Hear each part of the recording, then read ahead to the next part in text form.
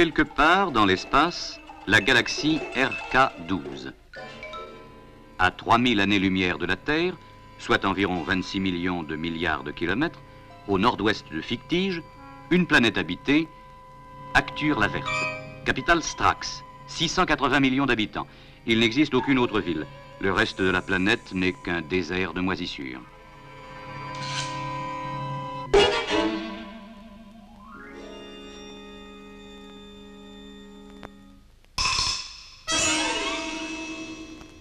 Seuls êtres vivants, les actuphages. Leur taille varie entre 12 et 25 mètres. Les jours pairs, elle peut en atteindre 30. Dimension cependant bien ridicule quand on la compare à celle des Stifènes ou des Xuges. Mais les actuphages ne s'en vexent pas. Principale ressource, la culture sur plasma compact des plantes vénéneuses qui sont exportées sur Madrigal, la planète voisine. Sur Arcture, on s'en méfie.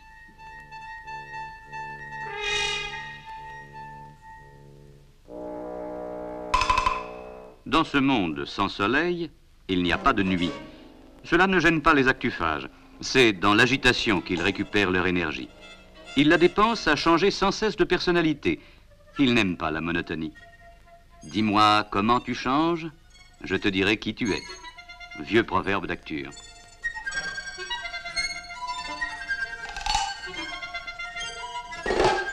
Quand un actuphage en rencontre un autre, il ne peut s'empêcher de l'aborder. Avec quelque voracité d'ailleurs. Mais ils sont si liants.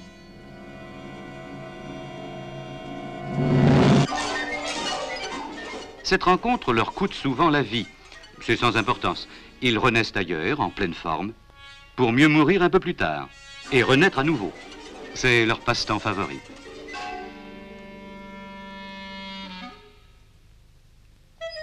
Pour se guérir de la grande maladie, l'actuphage entre dans le livre des livres, l'œuvre monumentale du plus grand philosophe d'Arcture.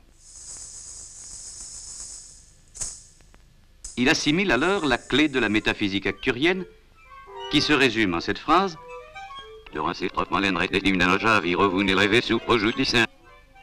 malheureusement intraduisible. Convenablement initié, il se débarrasse de tous ses complexes.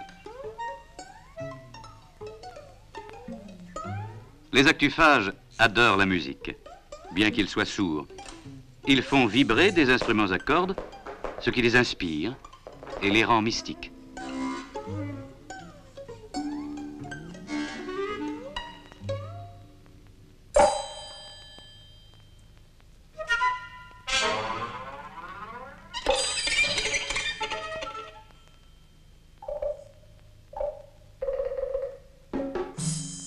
En état d'extase, ils se mettent à deux pour fabriquer leur dieu. Un par semaine, jamais plus. En pure perte le plus souvent, en général d'autres actuphages moins religieux s'en emparent et les cachent. Par pure plaisanterie.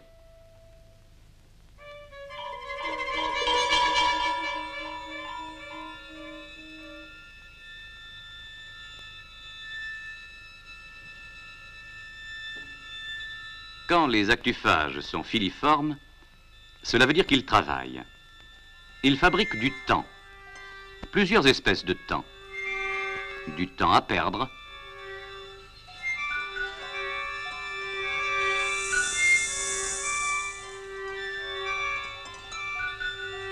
du temps qui ne passe pas,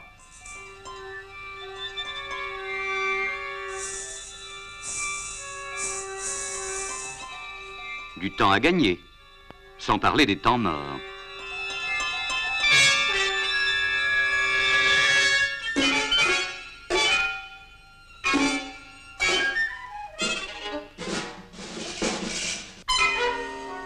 La pêche aux autres actuphages est une de leurs distractions de choix. Jeu gratuit. L'actuphage capturé se désintègre et se recompose ailleurs. Et quand il n'a pas d'autre proie, l'actuphage se capture lui-même.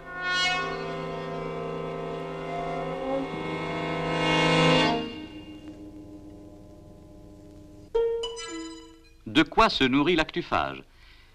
De l'éternuement d'un autre actuphage. Balayé en permanence par le grand courant d'air du Ströf, qui lui vient de Groenland, Arctur est la planète de l'éternel coryza. Cela arrange tout le monde. Les actuphages sont si voraces.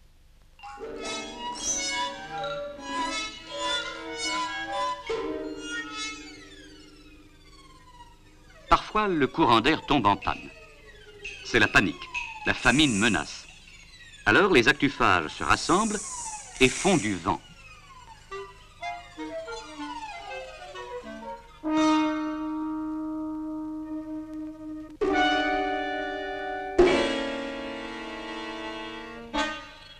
Tous les après-midi, à 28 heures précises, l'Observacture, le seul quotidien de la planète, diffuse le théorème non euclidien du jour.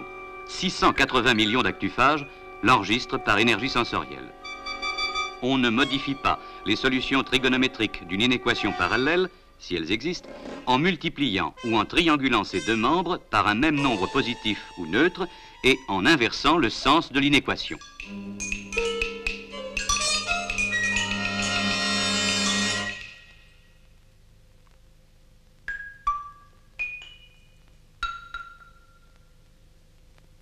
L'actuphage se concentre-t-il sur une idée fixe? Aussitôt, il prend des proportions inquiétantes, dont il tire un orgueil démesuré.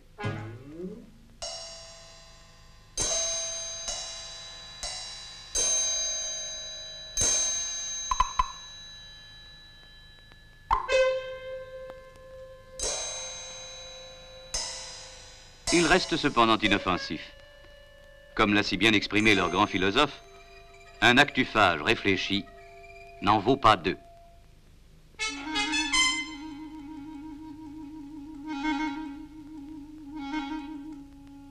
Peuple pacifique, attachant, enclin à la bonté, amateur d'art, les actuphages ne sont impitoyables qu'à l'égard de leur Dieu. Ils savent comment les persécuter avec quelque raffinement.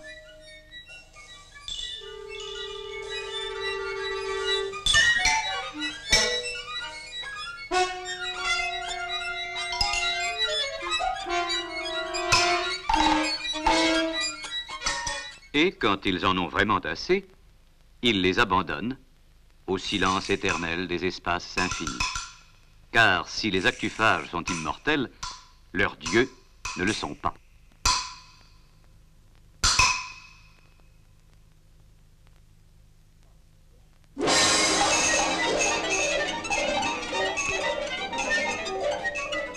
Quelque part dans l'espace, la galaxie RK12, à 3000 années-lumière de la Terre.